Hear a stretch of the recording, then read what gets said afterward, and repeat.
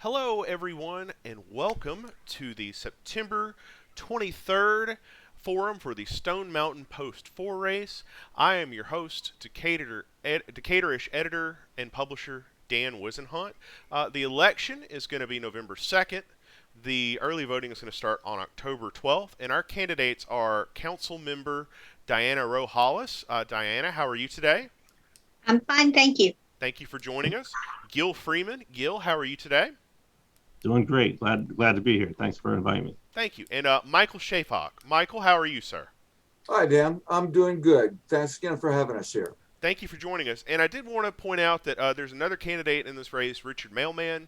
I have had no luck getting in touch with him or finding anything out about his candidacy. I certainly encourage you to talk to him if you know how to reach him.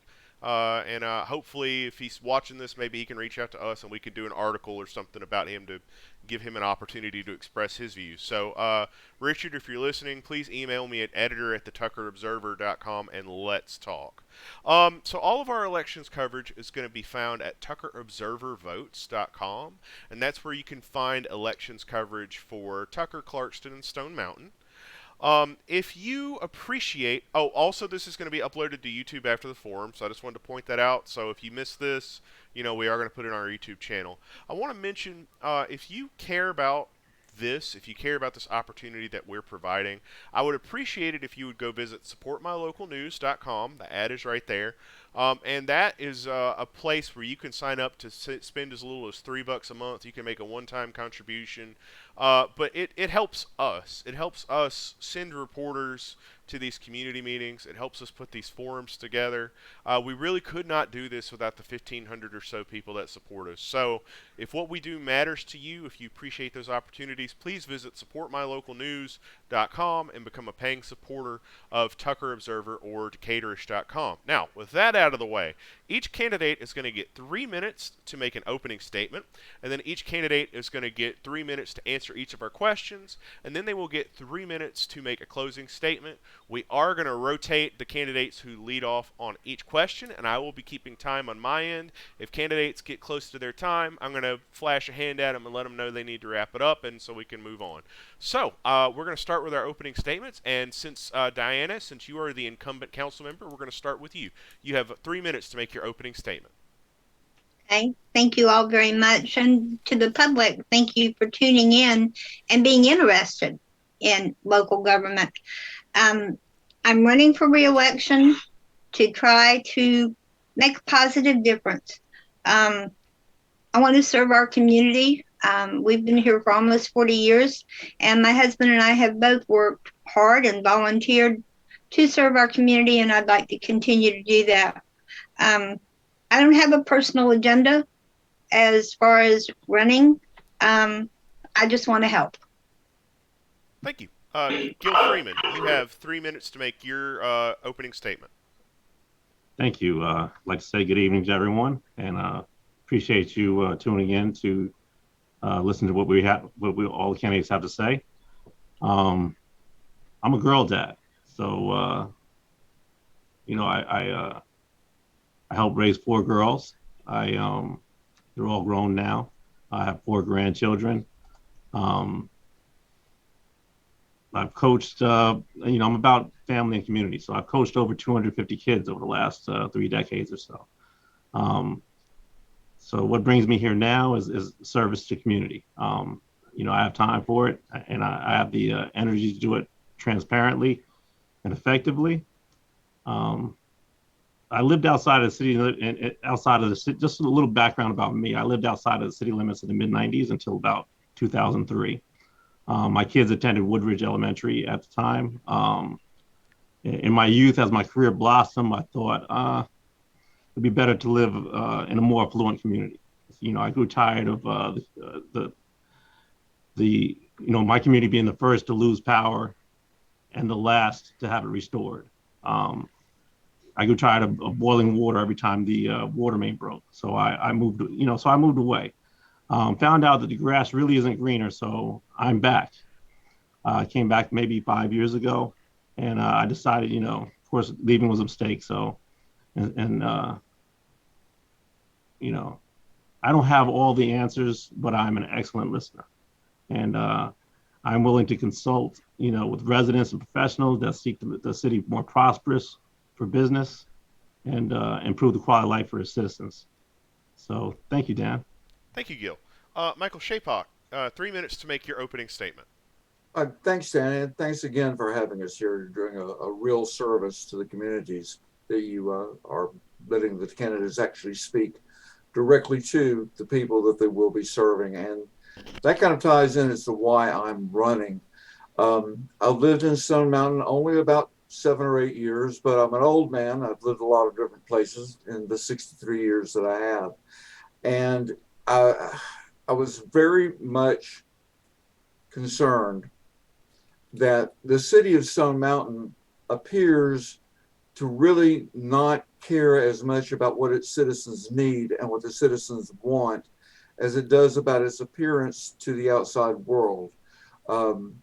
We've got some major problems that need involvement. We've got taxpayers that pay among the highest taxes in the state. But a small city will have higher expenses, but there's no excuse why we can't have a higher quality of service and a higher quality of attention to the people that live and that are frankly paying the taxes. And that's really why I wanted to get involved. But there's so many times of hearing how wonderful Stone Mountain was and how beautiful Main Street was. You drive through the neighborhoods where the people actually live, where they sleep, where they've made, for most of them, the largest investment that they will make in their entire life in buying a home, and they're not happy. They can't see what they're getting for all the money that they're paying. And I want to change that. I want to bring the people that are paying the bills into the forefront, let them know that they are listened to and that they are heard by City Hall for once instead of being lost in the shuffle. So there's nothing really that qualifies me as a man with all the answers, but I am a resident and I do know how I like to be treated and how I treat other people and how I will demand the city treats every taxpayer, every citizen. It's not enough to say diversity. One has to accept diversity. It's not enough to give lip service. We have to give equity to every member and make them feel that this is their city. And that's really it in a nutshell. Thank you. So we do have a crowd gathering on our Twitch stream, so that's great. I see about 20 of you out there. If you have a question, I can't promise I'm going to get to all the questions, but if you have a question, suggestion, create yourself a Twitch account, give us a follow, and drop the questions in the comments. I'll look at which ones look interesting, and we'll go from there. So we're going to start with our list of questions first, and we're going to start with Gil Freeman. Gil, Stone Mountain's City Council seems to spend a lot of time arguing over routine matters and appears to have a backlog of projects that need to be done. As a council member, what will you do to get the council to work together to accomplish its goals? 3 minutes. Oh, I think part of the problem is that they don't communicate well outside of their meetings. I mean, they should really communicate and interact outside of their meetings, and socialize a little bit more amongst themselves, and just learn to understand one another so that they can hold conversations in an intellectual manner without bickering and insulting each other. Thank you, Dan. Okay, thank you. Michael Shapock, same question to you.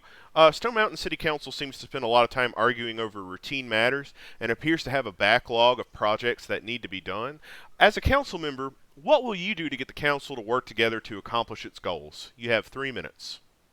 Well, Dan, it's not just the arguments over simple procedural matters. There's a lot of tension in City Council, and that is actually indicative of a good thing, much like a wound begins to hurt more as it starts to heal. It's only recently that people in the City Council have begun to raise issues that have caused arguments and dissension. In the past, they've been referred to as bobbleheads, that there was one leader and everybody was more interested in getting along and passing whatever the city administration gave them to pass than there was in actually expressing the needs of the community. We've got a couple of city council members now who were elected because they bring the needs of the citizens to the city council, and it's changing the way that the past city council has gotten along. That argument, some of it is good, some of it is not productive. Gil was right. We do need to work together as a unit to solve problems. We need to work together as one. But on the other hand, quashing discussion and quashing dissension is not the way to reach a unilateral decision.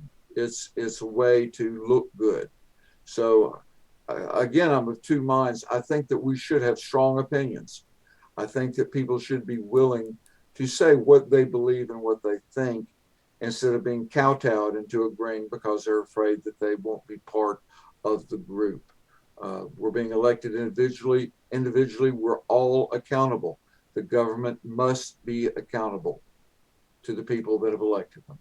Thank you. Councilmember Hollis, same question to you. Stone Mountain City Council seems to spend a lot of time arguing over routine matters and appears to have a backlog of projects that need to get done. As a council member, if you're re-elected, what will you do to get the council to work together to accomplish its goals? 3 minutes. Excuse me. Having been the target of some of that dissension, I can relate to it. It is not productive. We have a huge backlog, and this is one of those things that has probably caused some of the dissension, or that I've caused with dissension, because I said, we're not doing anything. We're not getting anything done. We talk about it, but we're not getting anything done. And the next month, we still talk about it. We've actually, believe it or not, we've gotten some things done, not nearly enough, and not in the right places. We need to listen better. We need to, and Zoom has been a kind of a nightmare because we talk over one another, and that creates confusion and ill feelings.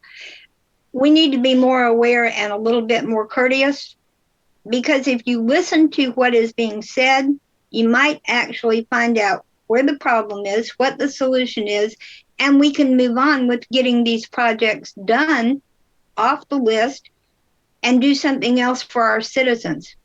If we don't pay attention, we're not going to get anything done. Thank you. And the next question, we're gonna, if you've got me turned on, please turn that off so there's no echo. So the next question, we're going to start with Michael Shapok. It's going to come from a viewer. I want to say I appreciate some of the question suggestions. Your question is way more likely to get asked if it's a question that applies to all the candidates, as opposed to a question that is targeted at just one candidate. So just giving you all a little pro tip on that. If you want to keep submitting questions, that's fine. But I'm going to generally lean on the side of questions that apply to everyone. So that said, this question from a viewer is to Michael Shapok to start. And the question is, what does each candidate see as the single most important thing to accomplish in their first year in office? You have 3 minutes. Thank you. The most important thing is to realign our priorities in this city. For instance, we have got an $8.5 million deficit in storm sewer repairs. The city of Stone Mountain selected storm sewers as one of the utilities they wish to provide. Nothing is done. Now, it will be brought up again and again and again as a lip service. We need to work on storm sewers. We'll have to do something down the road. But again, to the people that live here, when their basements are flooding, when their sidewalks are washing away, when the roads are in some cases near collapse because of the neglect of the basic essentials that the city is supposed to provide, that's the wrong time to worry about spending $233,000 in the midst of COVID to put a deck around our visitor center. And that was one of the subjects that became a heated debate in the past for the city council. Their priorities just seem to be totally wacky. we need to run the city. We need to make the city work for the people who live here first. If there's extra, then we can spend it on the extras. And again, the priorities that are identified by the city administration are not necessarily the priorities that I feel should be given the higher status. Thank you. Councilmember Hollis, same question to you. Comes from a viewer. What does each candidate see as the single most important thing to accomplish in their first year in office? You have 3 minutes. I can actually answer what we did accomplish the first year that I was in office, and I didn't do it alone. There are 5 other council members. The prior council had been dealing with the tiny house issue for 18 months. We got it done in 6 weeks. We got the SPLOST identified. We actually got a street paved with SPLOST money. We got several good ordinances in place, but unfortunately haven't been used. The other thing that we were able to do is we were able to refund and the money to the stormwater system. We did have a deficit. We are now current on it. And the other thing is we have terrible roads and terrible sewers, but most of them are really aging and aged. Some of them are over 75 years old. And that is where our money needs to go before you walk down the street and end up underneath the street. I agree with Mr. Shapak on that. I live on a street that is in desperate need of repair. So we need to continue with the SPLOST and the street projects. We need to, number one, get behind safety. If we don't take care of our police department and our public works, we have no safety. We can't provide for our citizens and our guests. And we seem to have kind of put that on the back burner, and it's got to come to the front. Thank you. Gil Freeman, same. Again, if somebody has me turned on over at their house, please turn it off. I know I look good. I know I sound good, but please turn it off so there's no echo. Thank you. Mr. Freeman, same question to you, and that is from a viewer. What does each candidate see as the single most important thing to accomplish in their first year in office? You have 3 minutes. Yeah, I have to concur with Mr. Shopak. The blatant misuse of public funds has to be, brought to an end so we can improve the quality of life of residents. That's the priority. Improve the quality of life of residents. Paying $225,000 to add a deck on the center is a bit much. It's not really a priority. So we do have to reprioritize everything. Thank you, Dan. Thank you. Okay. Next question. We will start with Councilmember Hollis. The city recently reported a low vaccination rate among its employees. Do you think the city should require all employees to get the COVID-19 vaccine? 3 minutes. That's one of those darned if you do, darned if you don't questions. There are personal rights and privacy involved. From the public safety point of view, I would like to see everyone have a vaccine, find all the ways to stay healthy, wash your hands, wear a mask in public, and maintain your personal health. We can't force people to do that. We can't force the public to do it. So I don't know how we could force our employees to do it. I don't like the idea of threatening them with their jobs and livelihoods if they don't. Thank you. Again, please, if you have me streaming, please turn it off. There's no need. This will be recorded later. Thank you. Gil Freeman, same question to you. The City Council recently reported a low vaccination rate among its employees. Do you think the city should require all employees to get the COVID-19 vaccination? Absolutely. During the current pandemic, the time's come for us to follow the science. We have to, I wouldn't say we could force them, but we have to strongly encourage employees to current employees to vaccinate. And if they refuse to vaccinate, then they have to be tested weekly. It's something that can't be overlooked any longer. Any new employees, it should be mandated that they are vaccinated without exception. If you're a new employee coming on board, you should be vaccinated. Also, going to current employees. Lost my train of thought on that one, but I would say, with current employees, the city shouldn't bear the burden of them not being vaccinated. So I guess similar to like Delta or insurance companies, if there's any additional cost for them not being vaccinated, if their insurance rates go up, or they should have to bear the cost of not being vaccinated. So thank you, Dan. Thank you. Michael Shapok, same question to you.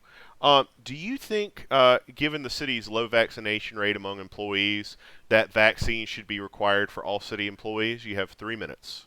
Yes, as a matter of fact, Dan, I think it's shameful that the last report we received from the city manager said that only 10 out of 34 employees were verified as having been vaccinated. Working for the government requires a certain type of individual. It requires people that are willing to take on public service. There's nothing wrong with requiring a police officer not to be convicted of felonies that would prevent him from having the job. And since we are compelled to go to court, you don't say, well, I'm not coming to court, there might be COVID. If the judge says you're coming to court, you are coming one way or the other. If a police officer instructs you to get out of your car and take off your mask so he can verify your identification with your license, you can't opt out. You can't say, I'd prefer not to. Let's just talk to the window, or let's talk by cell phone. I don't want to get COVID. No, because government is given the ability to compel us to perform and to come to them, to their obedience, they are held to a higher standard. Certainly, they should all be vaccinated, or if there are religious or medical exemptions, they should be tested rigorously and without exception and without equivocation, not upon exposure, because the latest results show that the COVID, especially the Delta variant, is most contagious 2 days before symptoms become apparent. We have police officers that are not vaccinated. We have court personnel that are not vaccinated. It's not a privacy issue. It's a public health issue. It's already been determined that HIPAA does not apply as to whether or not you have been vaccinated. We have the right to require our employees meet the standards that we require for them to work for the government. And I think that it's sad. It's more than sad. It's criminal that we have gone this long without somebody raising the fact that our employees should have been vaccinated heretofore. The science is solid. The science is without question. Nicki Minaj's friends, cousins, notwithstanding, although I sympathize with this problem, it's time that we let the science speak about scientific matters. And true, the vaccine is not 100% preventative, but the best analogy I've heard is it's like going out into a rainstorm with an umbrella. If the rain is intense enough, you still might get wet, but with the umbrella, you'll stay a lot drier. Thank you, Mike. No, that's okay. I was just the finger just means that you got 10 seconds to put the period on the end of the sentence, just for the benefit of our. I'm giving a different finger, so we try to keep it. We try to keep it civil around here. All right. So next question, we're going to start with Gil Freeman, and that question comes from a viewer. The viewer asks, are the candidates in favor of the downtown master plan, and what steps will they take to move it forward to execution if they are elected? We're going to start with Gil Freeman. You have 3 minutes. Yeah, I really haven't had an opportunity to review the downtown master plan thoroughly. Currently, I would probably say, based on what I know of it, I would not agree with it. No, I would not agree with it. Okay. Michael Shapok, same question to you. And the question is, are the candidates in favor of the downtown master plan, and what steps would they take to move it forward to execution if they are elected? 3 minutes. Um, well, it just so happens I have a copy of the short-term work program from 2017, which was of the first master plan. And most of the short work programs were like coordinate with MARTA to develop the parking lot. Never occurred. Recruit a builder or builders for vacant lots. They did come in. Most of the issues we haven't accomplished. So I think the master plan will take care of itself and will die on the vine. However, from what I've seen and what I've studied of the master plan, it again focuses on the downtown area exclusively.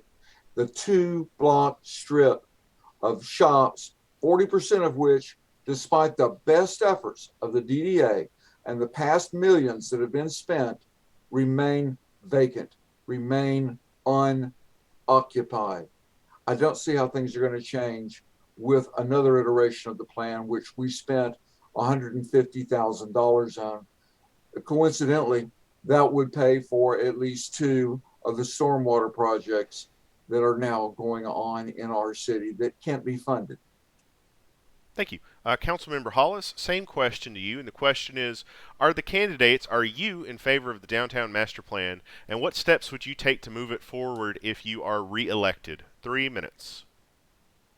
I do not agree with the current master plan. I don't think it addresses the issues of the city. I don't think they listened during all of the conferences as to what the citizens wanted. It's very pretty pictures. It's a lovely idea, but it's not practical for Stone Mountain Village.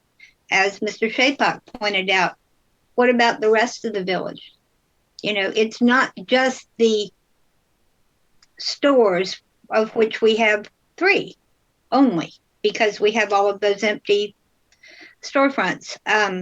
We have some lovely new restaurants. We can feed you, we can entertain you, but we can't really sell you anything. And if you go off that 2-block area, we have real people who live in real houses who have real needs. And that is not even remotely addressed in this current master plan. Thank you. Next question, we're going to start with Michael Shapok. And the question is, the council recently voted 5-1 to reassign about $53,000 of the $233,000 allocated for renovating the historic train depot. Do you think the city should continue to fund this project? Why or why not? 3 minutes. Well, Dan, the 53,000 is a good start. I have nothing against the visitor center. Certainly it uses a historic depot, which is your background picture. And it would not be a bad thing for the city. But its list, as far as the priorities for the city, is not the top priority. We have schools, even though the school board pays for that are among the lowest in the Atlanta area. And that directly affects people moving to our city. We are a bedroom community. Despite what Stone Mountain might say, it's not a tourist destination. It's where people live and where people work, mainly in the downtown area. Schools directly affect property values, directly affect the quality of living. Yet we contribute nothing. The city does not give a penny in support to our local elementary school or to our magnet middle school. That should have a higher priority. We should do something about our abysmal rental rate. More than 50% of the occupants of Stone Mountain Village are renters. More than 50%. They don't have skin in the game. A renter typically is renting a house and is looking for somewhere else to live, somewhere better. That's how they solve the problem. It's people that actually buy, that actually invest in Stone Mountain, that are the ones who want to get involved. They're the ones who is holy grief when the tax bills shoot up every year. They're the ones that we should be paying attention to, and we're not. And they feel disempowered and disembodied, and they've lost hope. I want to give them hope. I want to let them know that the government is at last listening to them, not the golf cart posse that has decided we need the master plan and that we need to spend the money on sprucing up downtown. Certainly downtown needs to be improved, but shouldn't the businesses invest? They come to Stone Mountain to make money. Why don't they do the improvements? Certainly I want to be pro-business. I don't want to be anti-business, but there again, they need to put some skin in the game too. The people that are paying the bills, and most of our revenue is property taxes, they have been getting the short end of the stick, and it's time we stop that. Thank you. Councilmember Hollis, same question to you. City Council recently voted 5-1 to reassign about $53,000 of $233,000 allocated to renovating the historic train depot. Do you think the city should continue to fund this project, and why or why not? You have 3 minutes. Actually, the money for the depot came from grants that were worked very hard to obtain. I think our depot is an asset, but I don't think that the initial plan for the depot is an asset. Top priorities, again, are safety. We are not safe. We are short-staffed in our police department. We need to fund the police department. We wanted to go to 12-hour shifts. We don't have the personnel to do that. And I don't know that 50% are renters, but that could very well be. I know we have a lot of renters in our neighborhood, and they don't seem to care very much. We need to find a way to make them care. People need to have a little bit of community spirit, a little community self-awareness, like the parks. Rather than have the city workers go clean up the dumping grounds in the parks, have a community work day. That's some skin in the game there, because you're going to get scraped and everything else and sacrifice some skin. I think that having the businesses invest in sprucing up downtown is not a bad idea at all. Most of them live here, and it would be nice to see them out watering the plants out in front of their businesses. As far as the schools, I don't know that the city has the ability to invest. DeKalb County has a huge school board, and they have a new director, and I think that they have dedicated themselves to making improvement in the schools. I think that if they came to us for support, that we certainly ought to have that conversation. Those are our children that are in those schools. Thank you. Gil Freeman, the same question to you. The council voted 5-1 to reassign about $53,000 of the $233,000 allocated for renovating the historic train depot. Do you think the city should continue to fund this project? Why or why not? 3 minutes. I don't think that the city should, fund the train depot. I don't see the point. I'm being honest with you. I don't see the point in it. It's a money pit as far as I'm concerned. To me, it's looking through the rear view instead of looking towards the future. So I absolutely do not agree. There's so many other places where that money can go, such as the school. The elementary school needs help. You have third graders that aren't even reading at a third grade level.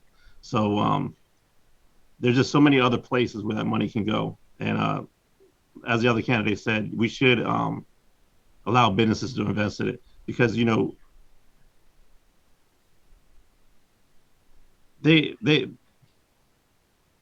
I just think that we should stop and move that money away from the train depot. Thank you. Okay. So the next question actually comes from both the viewers and me. We both had this question on our list, so I'm going to go ahead and ask it now. We're going to start with Councilmember Hollis. Councilmember Hollis, can you tell us what improvements you would like to see in each of the city's parks? And can you tell me what the your preferred timeline would be for seeing those improvements. You have 3 minutes. Okay. Let's start with our largest park that has had the least amount of attention, or at least amount of positive attention. It had some attention from an angry young man who burned down our playscape in McCurdy Park. It has had nothing done. And we let, not we the council, but some other people let an opportunity to go by to have sweat equity and funding to improve that park. It has had nothing done. It does have some new picnic tables, but one of them got the top of it burned within a week of installation.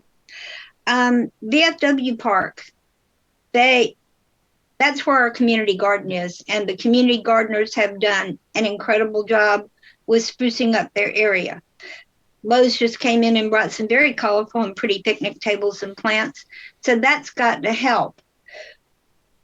Neither McCurdy nor VFW have updated bathrooms. They haven't had very much update at all. $92,000 has been spent between Leland Mason Park and Medlock Park for basketball courts with new goals, pickleball courts, and new asphalt for the basketball area. And that's SPOS money. It's not taxpayers' money per se, but we need to give every one of the parks the same amount of attention. Medlock or McCurdy Park is probably our best money-making park because it can be leased out to the little leagues who are willing to invest sweat equity, time, and money. They also will bring money into the city. We used to have youth baseball, and it was a wonderful way to bring the community together. I want to see that again. Thank you. Gil Freeman, same question to you.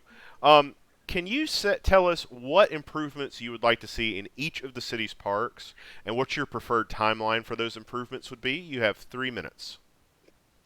The improvements I'd like to see with the city's parks. I think we want to, promote safety. So I think we should have security cameras, and I'd like to see senior park horses,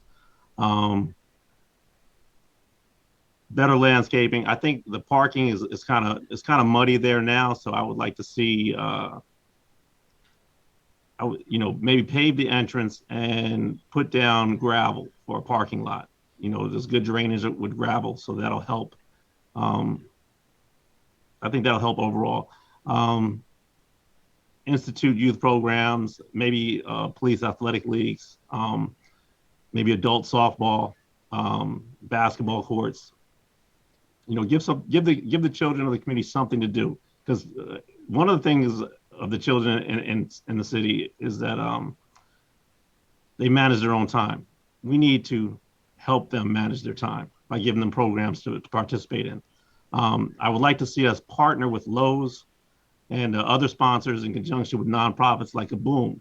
Kaboom can help come in within 6 months and have playgrounds for the kids at all of them. I would also like to institute solar energy, or renewable energy. So if you look behind me, you can see we can cover the parking decks with solar panels that could help power lighting for the parks. That lighting can stay on overnight. It can also power the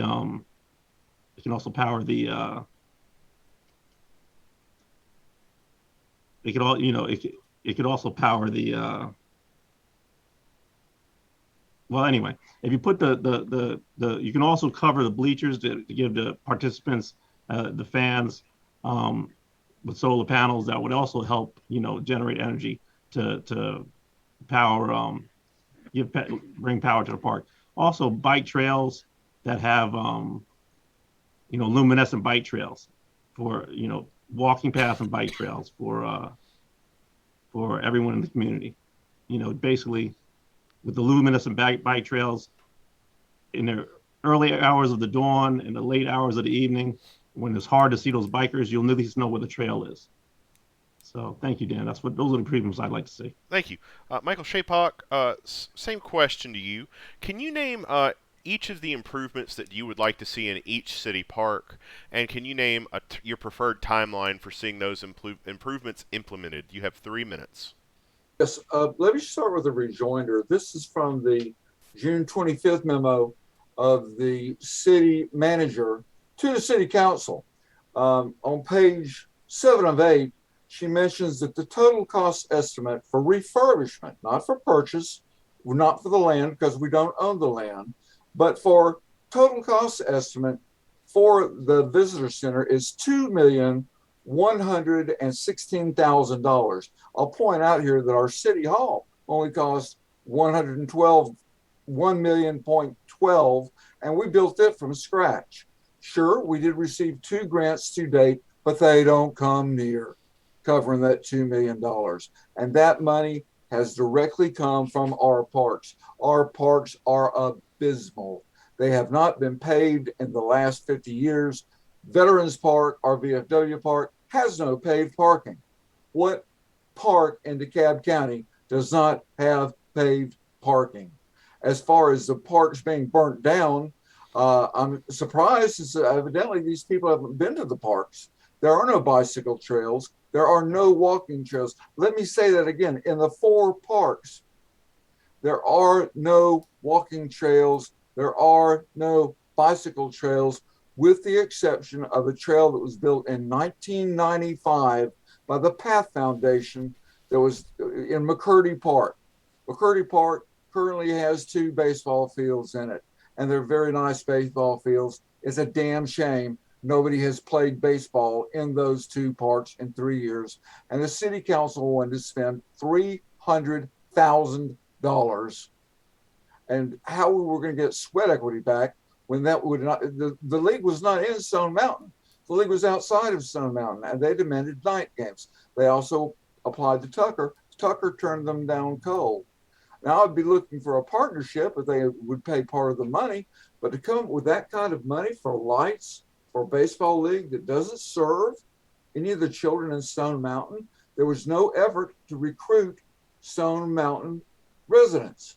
You can go to our apartment complexes on the weekends especially, and the kids are playing in the overflowed trash from the dumpsters. There are rats and there are animals, and we do nothing to outreach. The city makes grandiose claims, and the city council is great about saying, oh, what a wonderful thing we're doing. But if you go to the streets, that's not the story that you will tell yourself. The story that you will tell yourself is that renters are treated as second-class citizens, and they are not given any consideration. Thank you. Thank you. So this next question, I'm gonna amend it slightly because I'm gonna make an assumption about the viewer's intent. The viewer asks, can each candidate give an example of a way for the city of Stone Mountain to increase revenue? I'm going to assume they mean besides property taxes, because as we know, Stone Mountain has some of the highest property taxes in the state. So, with that said, Gil Freeman, we'll start with you. Can you give viewers an example of a way to increase revenue for the city of Stone Mountain without increasing property taxes? You have 3 minutes. One of the ways we can increase revenue is by spending better. So if we spend the money that we have available, if we spend it more intelligently and allocate it where it needs to be rather than where with things that are more so discretionary, then that would in itself create revenue.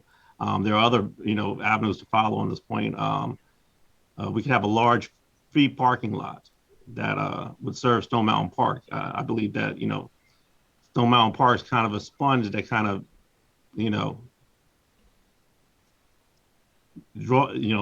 left the surrounding areas kind of barren. So if we could actually create a free parking lot and everybody that goes to Stone Mountain, rather than having them taking up space in the city and walking to Stone Mountain, have them pay in a free parking lot. The residents can have from the tax office, the residents can have a parking decal so that they don't have to pay. So city residents should not have to pay the fees for parking around the city. and then have maybe for businesses, allow businesses to validate parking for their customers. So, so that they don't have to bear the burden of all the people that come and park for free and walk over to the park that's already concentrated all the dollars inside the park. Thank you, Dan. Thank you. Michael, same question to you. Can you provide an example of a way that Stone Mountain can increase its revenue without increasing its property taxes? You have 3 minutes. Certainly, we increase the value of that property by taking advantage of the fact that we are next to the park. We're next to 3,200 acres of nature. The people that come to the park, whether they park in Stone Mountain and inconvenience the people on Mountain Street or not, are coming for that lifestyle, for that recreational opportunity. Stone Mountain has done nothing towards sustainability. They don't even recycle at City Hall. Every business recycles. We don't encourage recycling. We don't encourage sustainability. Gil had mentioned solar panels. Well, right now, there's a program offered through Georgia Power where we can pay 1/2 cent more per kilowatt hour and receive energy that generated off wind farms and off solar panels and solar farms located in Georgia. The city has never even considered it. There is nothing in this city that shows sustainability, concern about climate change, concern about our earth, and there should be. These people that ride through on the weekend on their $5,000 to $15,000 carbon fiber bicycles, why can't they live here? Because this city has a reputation, and this city does not attract that kind of people. If we show that we care about the earth, if we allow ecologically sensible housing, if we increase density, these people don't want standalone on a quarter-acre lot houses. They want houses that are green, houses that fit their lifestyle. And if we produce that, then they will go and they will move into Stone Mountain. Stone Mountain tends to forget that from 2000 to 2010, 19% of our population left the city. While the rest of DeKalb County was getting people moving in, they were moving out of Stone Mountain. And we've done nothing to improve it. Passing ordinances, passing laws, a bigger stick is not going to bring prosperity. We need to do something to attract people that are higher earners, people that want a lifestyle that is responsible and sustainable. And we do nothing to do that. We're sitting here and complaining. It'd be like saying that we need to open up a beach. Well, the ocean's a long way away. So that's not a likely solution. On the other hand, we're right next to a treasure. We're right next to nature.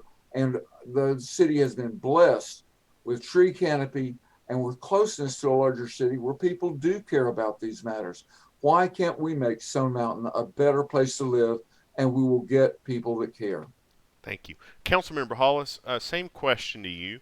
Can you give our viewers an example of a way to increase the city's revenue without increasing its property taxes? You have 3 minutes. Well, Mr. Freeman stole my thunder that I've been fussing about for 3 years rather loudly. We need a paid parking lot, but we also need the police department to enforce those tickets. We need the court to enforce the fines. And I agree, we need business validation for the parking so that their customers are not penalized for using our parking lot. And we used to have resident stickers during the Olympics. They were wonderful. And I've been asking to go back to that for 3 years. So, Mr. Freeman, thank you for agreeing with me on that. And it is a great source of revenue. I have made contact with other cities, and that is one of their big revenue resources, and it doesn't affect the property values. In fact, it helps the property values because it limits the amount of people that are parked legally. The other way I have been talking about is those empty spaces that Mr. Shapak was talking, we need retail in there. We used to have wonderful, unique, special retail that people actually wanted to come and spend their money in. I would like to shop in my hometown. I don't want to go online and do it. I'm a touchy-feely person, and I want to see what the product is. We used to be able to do that. I don't see any reason that we can't do it again, but we need people getting good businesses in those empty spaces. And of course, that involves getting the building owners to improve the spaces, get reasonable rents, not pie in the sky rents, and get people in town to fill up the paid parking places. I'm one of those people that goes around and picks up the biohazard waste that the people going to the park leave for us as a souvenir of their visit. And they also are parking in people's yards when the streets are filled up because they know they're not going to get a parking ticket. Those tickets would be a good revenue. We don't want to be those people of, they're only going to let us come here because we're going to get a ticket. But we need to think about enforcing them. We need the parking lots, but we need retail in our shops because that occupancy and the inventory tax would add to the revenue and not make it more of a burden on our citizens. Thank you. And we are, please turn me off. Thank you. We are close to the end of our forum. We've got time for one more question, and then we're going to move into our closing statements because I do want to be respectful of everyone's time, the candidates and the viewers. So, Michael Shapak, the next question and the last question, we're going to start with you. A common theme that I keep hearing, both in these comments and in our questionnaires, is the city's permitting process and how it needs to be improved. If you are elected, what is your proposal to improve the city's permitting process? You have 3 minutes, Michael. I haven't looked at this year's audit, but I did look at the past year's audit when we started our own permitting process using an independent permitting firm and independent inspectors rather than using DeKalb County. And at that time, it appeared that the entire permitting cost was a losing proposition. The city didn't make money. The city spent money by having other permitting resources rather than DeKalb County. And I hear horror stories about how they're so slow and they're so thorough, and I haven't been able to open. And mainly these are watershed problems, which is a county problem that the county would go through also. So my question is, why do we even bother? Why don't we go back to DeKalb County, where at least they have professional, full-time, certified inspectors, instead of paying a independent engineering firm which is making a profit to do this. Secondly, the businesses will always come up with reasons for us to spend more money. But the main reason that they will have trouble of opening businesses is because they see that they can make money. And although the notion of the past when Main Street had a shoe store and had a feed store and had a drug store that made the nicest malted milks at the counter that you've ever had, and oh, so wonderful. Mayberry's been off the air for several years. The times have changed. We have an Amazon facility down the street. The Amazon trucks ply the streets. And although Ms. Hollis seems uncomfortable dealing with modern conveniences and modern technology, most of the people in this town don't share her opinion. There's a reason we don't still have a shoe store. There's a reason we don't have an appliance store. There's a reason we don't have the hometown stores that would have filled these spaces, and that is they are no longer frequented, and most importantly, they can't make money. Businesses will go and open a business where it can make money. Now, they will put up with permitting in Buckhead, which is much worse than permitting in Stone Mountain, because, especially for a restaurant, they will make higher revenues. We need to revamp. We need to understand that the only businesses that are going to succeed on Main Street are experiential. That means that they offer either a unique product, which is harder and harder to find, or a unique experience like a restaurant or like a bar can be custom made so that you have that experience. They will never be a retail in the traditional manner. Councilmember Hollis, if you are re-elected, what is your proposal to improve the permitting process in the city of Stone Mountain? You have 3 minutes. Something I've been saying, and I said it in the last meeting, we were promised a streamlined permitting process. It was going to be a pre-con meeting. Here's the checklist. This is what we all need to do. We all need to be on the same page. DeKalb County was supposed to be at the table. It's not happening. So, like we did with the sanitation, we went back to DeKalb County through an intergovernmental agreement, and I see no reason that we can't do the same with permitting. And just to let Mr. Shapok know, there was never an appliance store or a shoe store here when we moved to the city. We had unique specialty shops that provided these unique experiences that you were just talking about. Thank you. Gil Freeman, if you were elected, what is your proposal to improve the permitting process in the city of Stone Mountain? You have 3 minutes. Really, I believe I have to agree with Ms. Hollis. We're going to have to streamline the process. When I spoke to businesses that first opened up, they told me that it was a logistical nightmare trying to get something done. Permits were granted, and then they'd start acting on whatever was granted, and then they would be called and told that they can't do that. So we have to get people in place, or get a process in place that's streamlined and efficient, and not more burdensome on businesses than it needs to be. Thank you. And that is the end of our forum. We're going to give each candidate 3 minutes to make a closing statement. Councilmember Hollis, we will start with you. 3 minutes. Okay. As I said at the beginning, I really don't have a personal agenda, except that I live here. And my husband and I have lived here for nearly 40 years. We raised our son here. He played ball on those ball fields. I'd like to see it get back to that because it's a sense of community. I want to have a clean, safe, structurally sound place to live. I think that we all do. Our tax burden is just as bad as everyone else's. Our assessment went up. Thank you very much, DeKalb County, not the city, but the county. And it made us all need more Pepto-Bismol and more Excedrin to deal with that new burden. But I think that we can find a way to continue to be a community. We can find a way to work together. But I feel that those who have taken the time to know me will say I'm not a politician. We had that discussion at the beginning.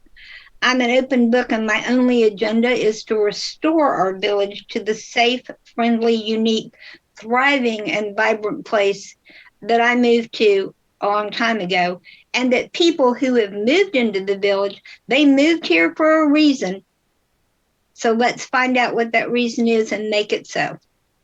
Thank you. Gil Freeman, you have 3 minutes to make your closing statement.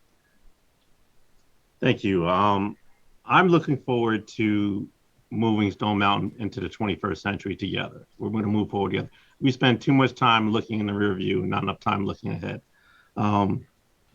If I took a picture of myself in Decatur, Clarkson, or Tucker 25 years ago, and then I took a picture of myself today, I would see a difference, and I could distinguish between the pictures. If I took a picture of myself when I left Stone Mountain 25 years ago and when I returned 5 years ago, I'm not so certain that I would see it. I would be able to distinguish, differentiate which picture is which, because Stone Mountain has moved absolutely nowhere. I like to see us get funding for a lot of projects, federal funding.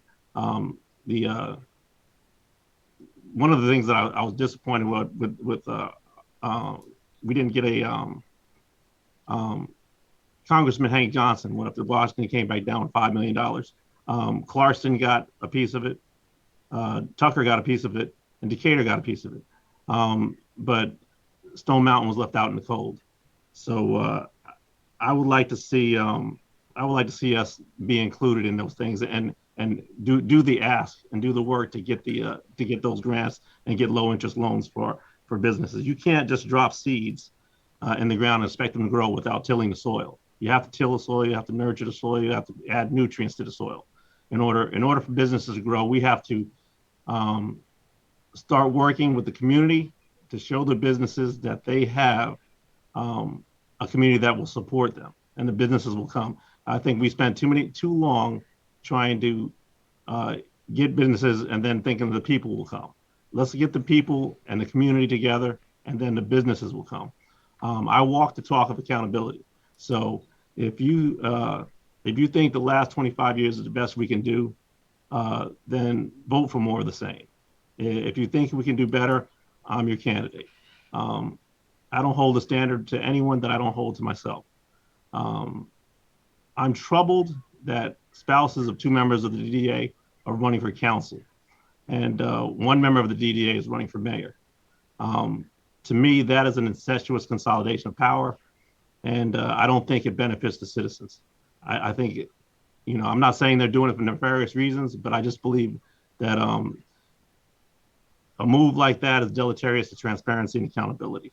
And I just don't see how the public will benefit. So I'm here to make sure that there's accountability, there's transparency. I'd love to see a citizens review board to make sure that, proper audits are done and quality of life is improved for all of Stone Mountain, the residents and the businesses. Thank you. Thank you. Michael Chapok, 3 minutes to make your closing statement.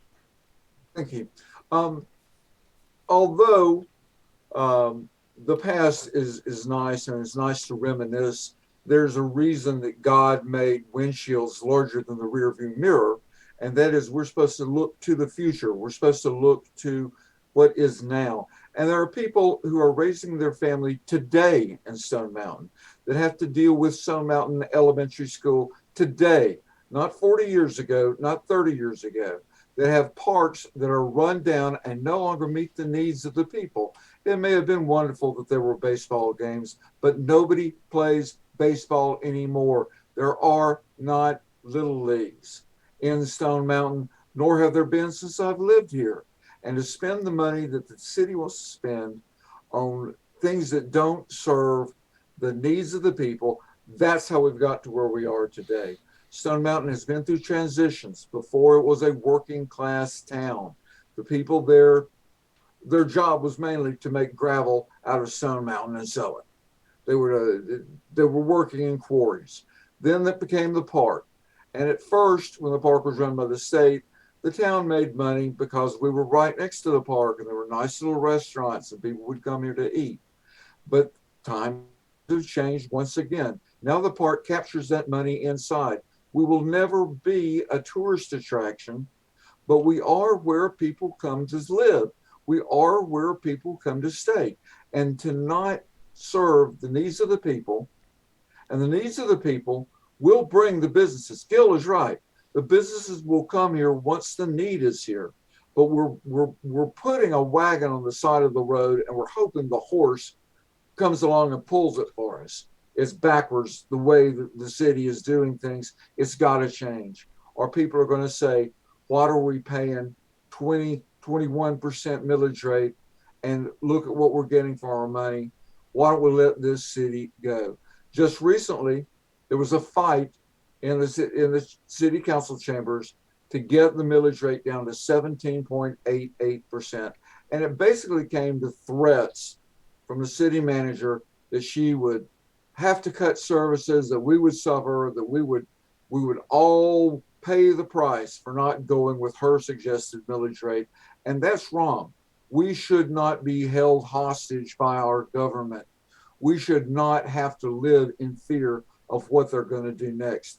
What they're trying to do now is, and before they've always been able to blame the county. They've said appraisals are not our jurisdiction, that's the county appraiser. Well, the latest incentive is that the city wants to be able to increase taxes on what they consider blighted property. They want to weaponize property taxes, and it's just got to stop, Dan. Thank you. Thank you. And thank you. That is the conclusion of our forum. It's a little past 7 o'clock. I want to first of all thank you to our viewers for tuning in and asking such great questions. I want to thank you to our candidates for joining us on the forum, but more importantly, I want to thank them for their interest in public service and thank Councilmember Hollis for her public service. Local government is the most important government that we have. It is the government that is closest to us. It's the government that has the ability to literally reach into your wallet and take money and spend it in a way that you don't perhaps see at the state or federal level. It's very important that people step up and put their name in the hat and get out there and sacrifice their time to be a part of it. So we want to thank you and all the candidates running this year who expressed an interest in public service. It's very important. This is the Decatur.com Tucker Observer's Twitch show. I'm your host, editor, and publisher, Dan Wisenhunt. Our next forum is going to be tomorrow, September 24th. It'll be Stone Mountain City Council Post 5. That starts at 6 p.m. If you missed today's forum, don't worry, you can rewatch it on Twitch. We're going to offload it to our Decatur's Twitch channel, and we're going to eventually have somebody write a story, write up the forum, and we'll put the video in that forum story. All of our elections coverage for Tucker, Clarkston, and Stone Mountain can be found at TuckerObserverVotes.com. Again, that is TuckerObserverVotes.com. If you are watching this right now and you appreciate the fact that we have all of the candidates here, that they were willing to answer your questions, please consider what it costs us to provide these opportunities to you. Please consider what it costs us to have reporters go to the meetings, what it costs us to keep a server, things like that, to design a website, and go to supportmylocalnews.com. That's where you have sign-up links for Decatur-ish and the Tucker Observer. You can sign up for as little as $3 a month. Any little bit goes a long way to helping us continue to do the work that we do.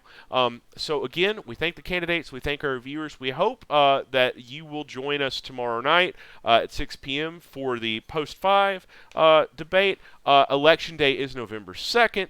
Early voting starts October 12th. All of our coverage can be found at TuckerObserverVotes.com. Have a nice night, everyone. We will see you tomorrow at 6 p.m. Bye-bye. And